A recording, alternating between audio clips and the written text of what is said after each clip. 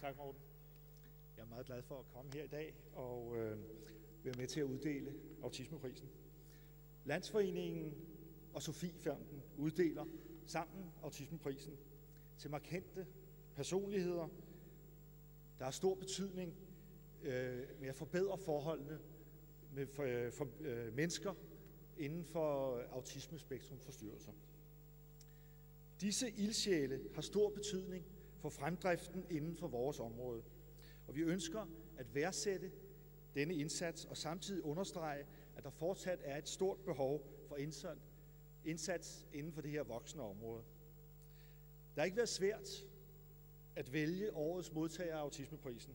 Den tildeles nemlig til en af de personer, der nok har haft størst betydning inden for det her arbejde de seneste årtier.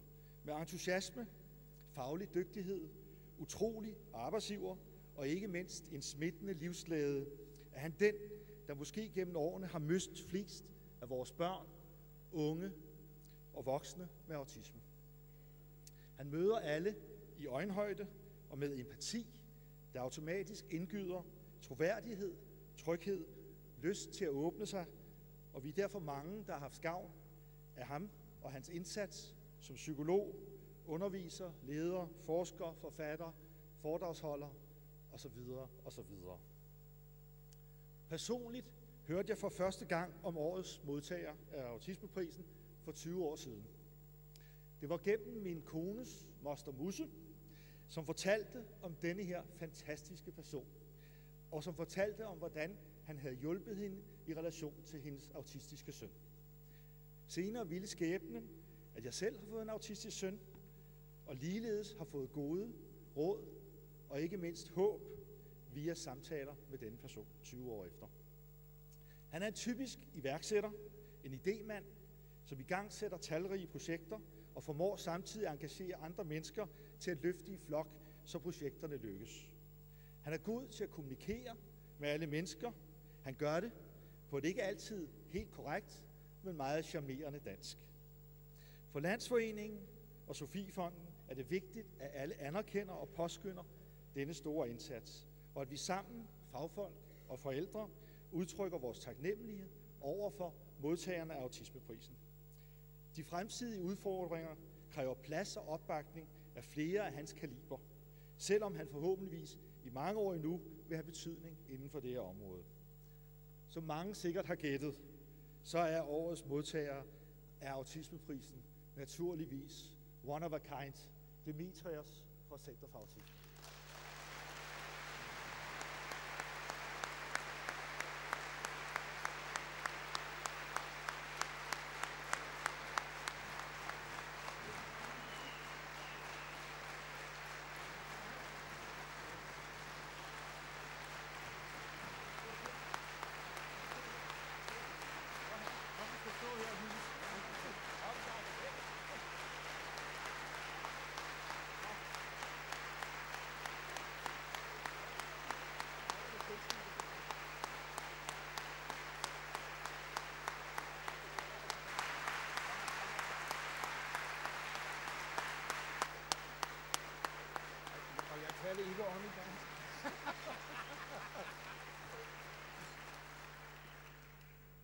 Hold da kæft. Jeg føler som om der er uddeling til Oscar-uddelingen her. Og så kan han ikke være bekendt at sige, efter jeg har været her så mange år, at jeg taler ikke ordentligt dansk. Nå. Ej, det er ret imponerende at stå her foran alle de her mennesker. Og først og fremmest, nu plejer man, når man får en Oscar. Når man får en Oscar, så takker man sin mor, sin far, sine børn og alle mulige andre mennesker. Så er det naturligt, at jeg nu skal rette en tak først og fremmest til Landsforeningen Autisme og Sofiefonden at få den ære at få den her pris. Og dernæst naturligvis at takke de mange forældre, jeg har været i kontakt med i mange år, fagpersoner, organisationer, institutioner. Det har været en fornøjelse at samarbejde med jer alle sammen. Og til sidst og ikke mindst en varm tak til de børn og unge og voksne med autisme og Aspergers syndrom, som jeg har forsøgt på bedste vis at yde min ekspertise og viden og erfaringer til de her unge. Det er derfor, vi sidder her i dag på baggrund af og på vegne af de her børn, unge og voksne med autisme.